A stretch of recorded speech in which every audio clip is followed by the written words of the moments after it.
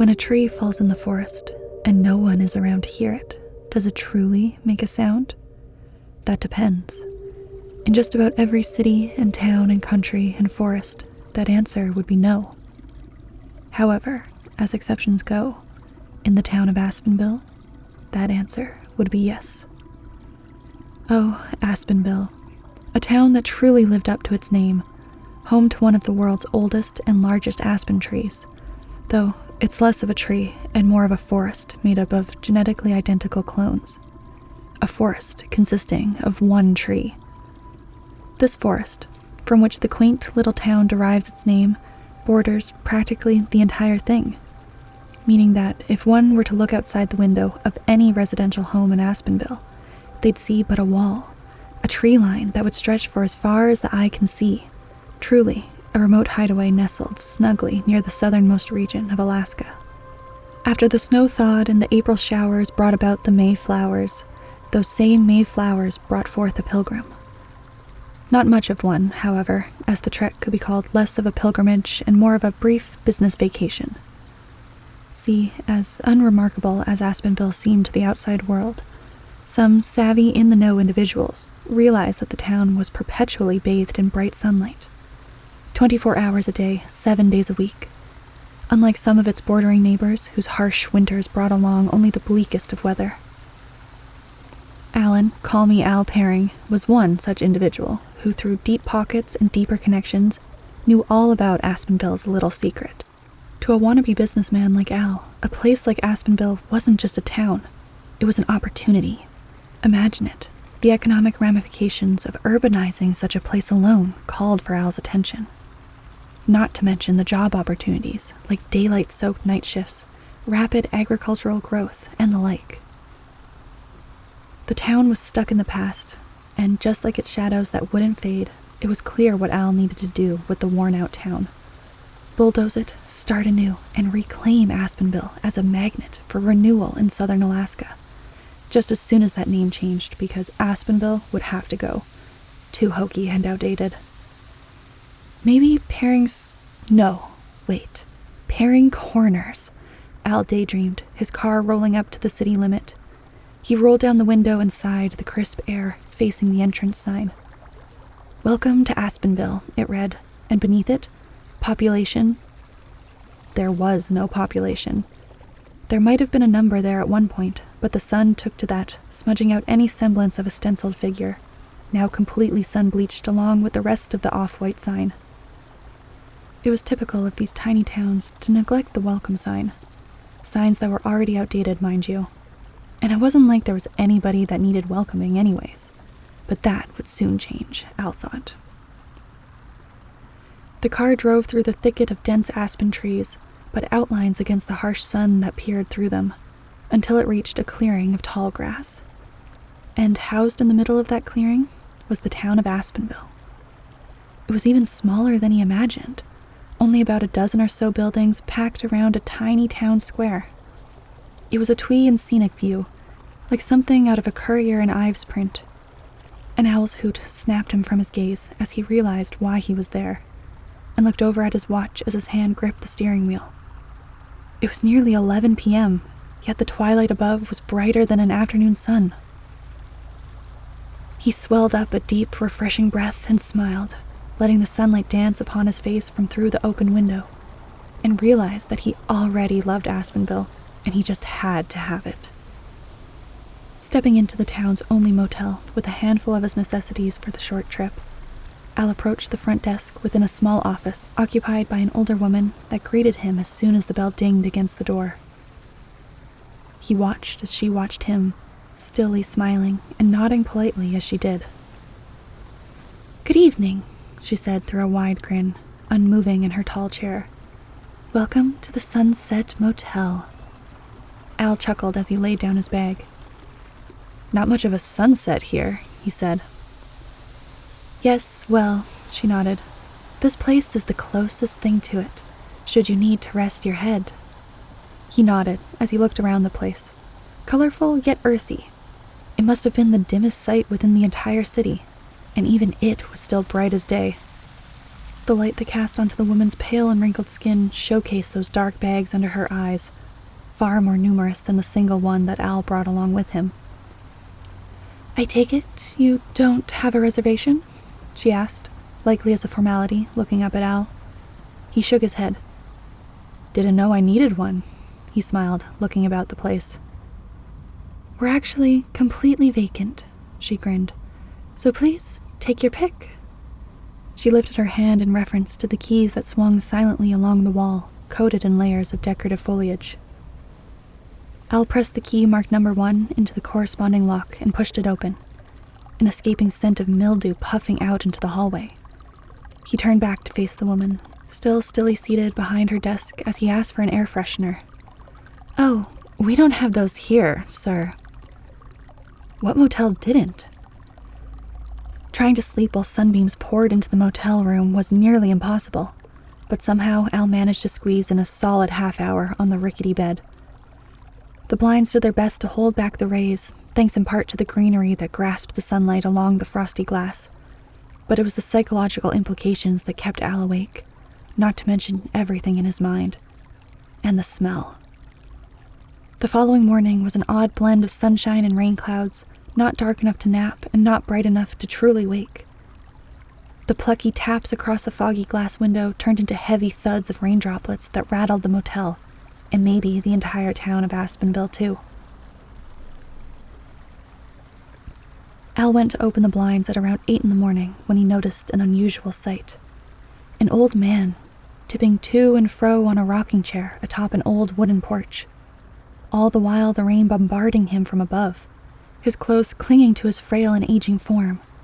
Yet he seemed not to notice or mind, as if he were completely dry and dandy. When the rain let up, Al decided to take a short meander over to the man, carefully maneuvering between mud puddles with his pristine shoes as he strolled about the town, feeling eyes watching him from unknown places. Yet none were present aside from the old man's. "Mornin'," he spat, gesturing at Al as he continued to rock from behind the porch fence. As Al approached, his smile diminished.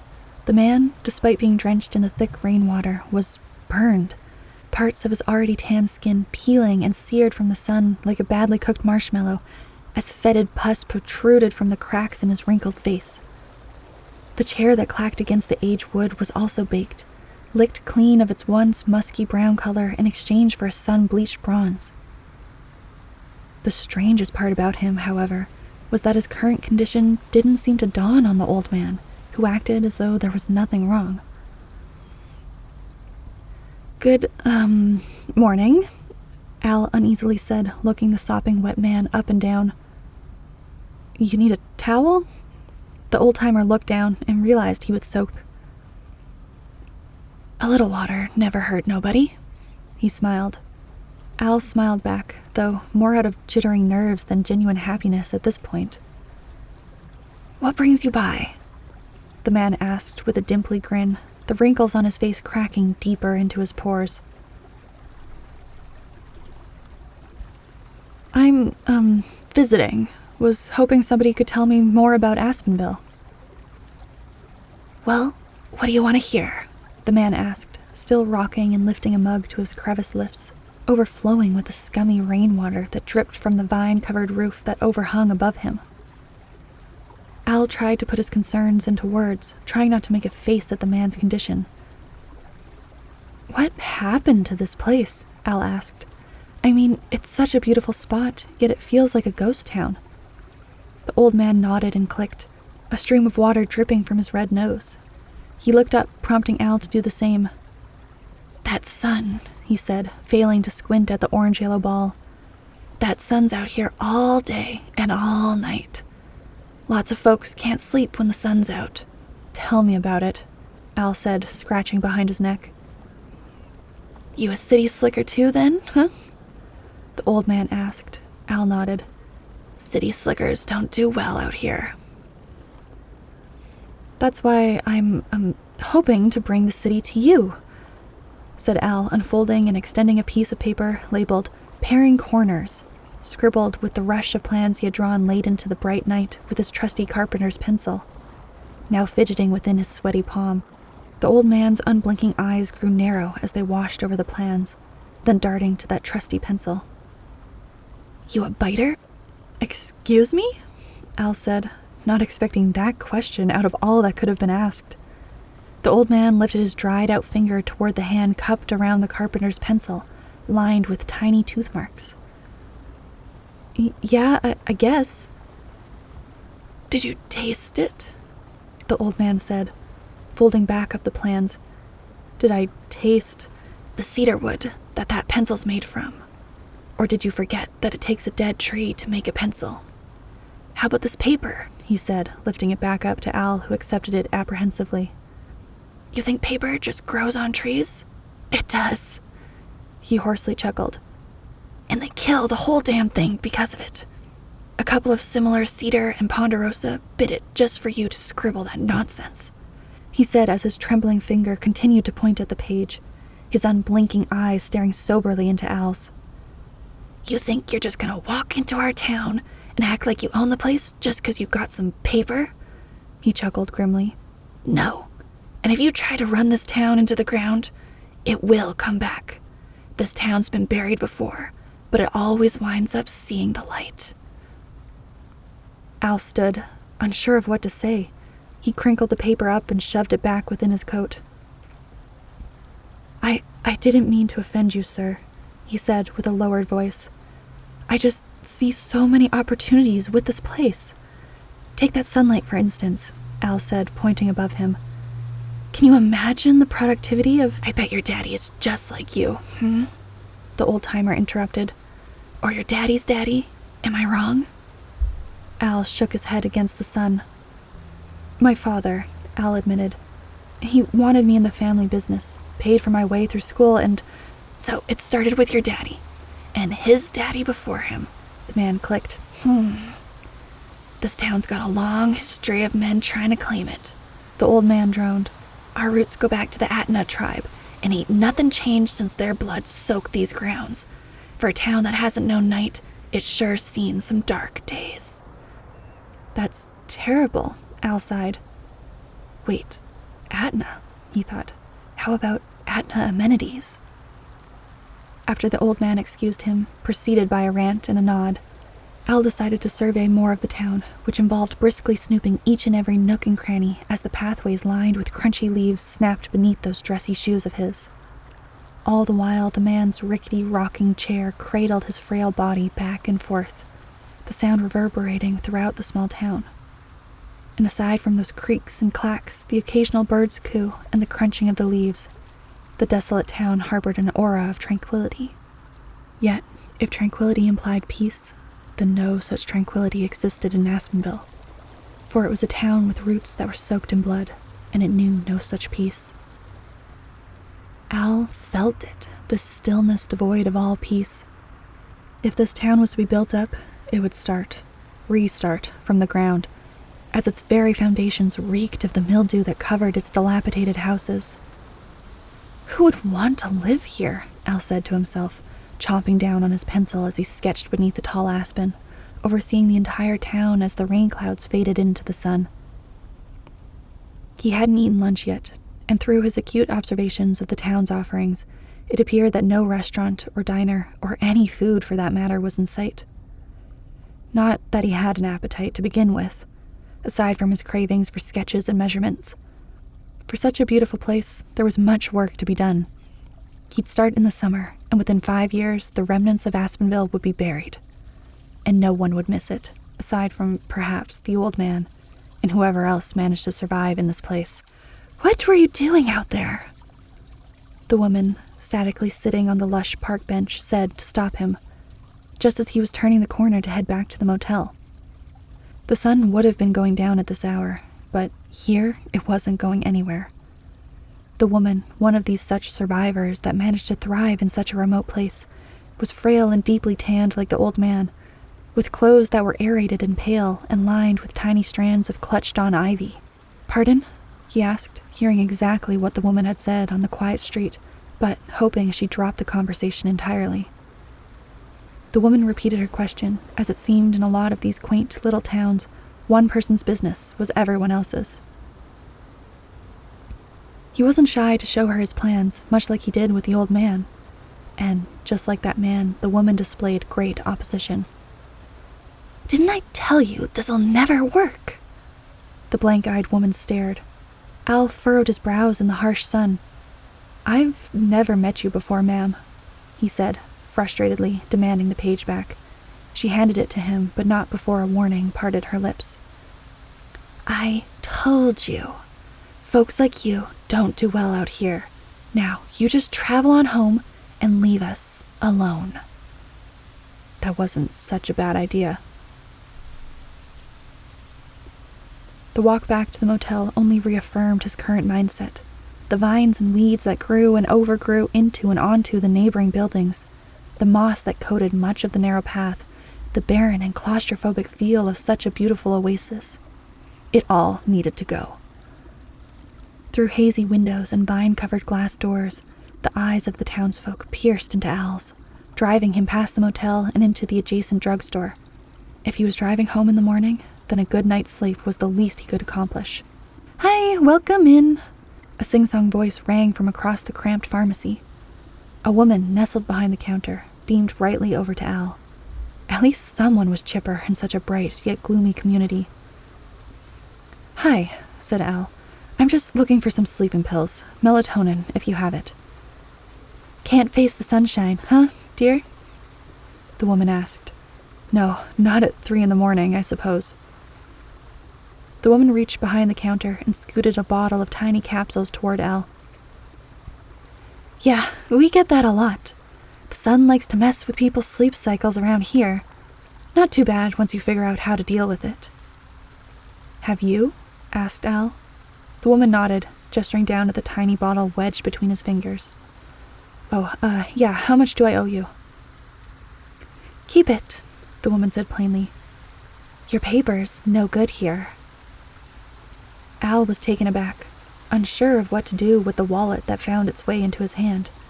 He nodded a polite and silent thank you and left without another word. It should have been dark outside by this point, but the sun never set in Aspenville, a fact that was all too apparent to Al by this point, only a day into his 3-day vacation that he already decided to cut short. But he'd be back, no doubt, but next time with the permits and law on his side. As he was about to check into his last night at the Sunset Motel, a familiar noise caught his attention. The clicking of a squeaking rocker. The old man. He was still perched in his chair, overseeing the street that led up to the motel. Al tried his best to walk along in ignorance, but he couldn't shake the old man's eyes that were glued onto him from across the way. He stopped and turned, making eye contact with the still and unspoken man. He smiled over to Al, but Al couldn't do the same. He was too busy following the vine. A tendril that lined the old man's roof dangled from the fence and trailed up to his rocking chair along the wooden porch.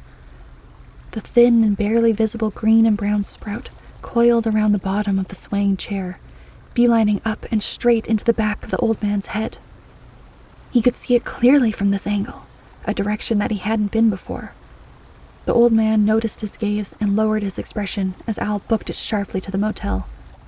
He couldn't sleep that night, and not even 4 of the tiny capsules bothered to help him calm his restless mind or settle his churning stomach.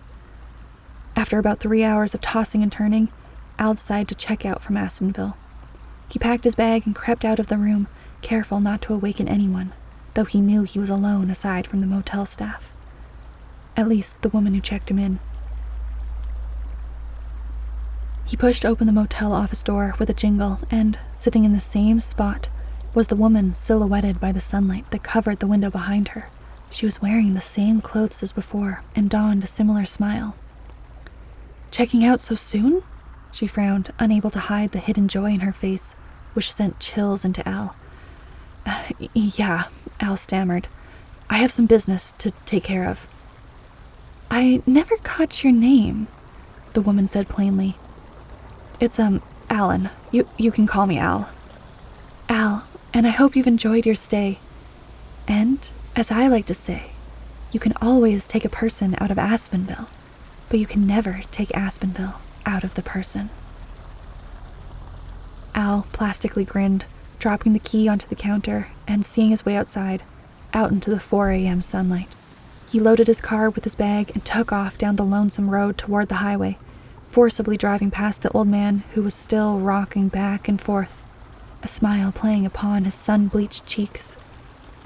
Did anyone even bother to sleep in this town? Alan Paring's body was discovered by authorities 4 days after his trip to Aspenville, after failing to appear at a Monday morning meeting, a meeting that he always attended. When authorities were called to check in on the businessman in question, they indicated that a particular foul odor was emanating from Paring's condominium. Inside, the investigation made a grisly discovery. Alan, sprawled out upon his mattress, was dead, his face contorted into an expression of sheer anguish, vines and leaves protruding from behind his eyes, forcibly pushing them out of the way to reach the sunlight pouring in from the second-story window. His mouth, a mess of green, woven sprigs that choked out his uvula and esophagus, lined the inside with a leafy, colored moss. The condo itself was musky, with fragments of plant life swirling around in the air where the sunlight crept through the blinds, and scattered seeds found their way nestled into the carpet alongside an empty pill bottle. Alan Paring's body was laid to rest a week after it was discovered, buried into the ground, planted into the earth. Thank you for joining Mrs. Nightmare's Storytime. I hope to meet you again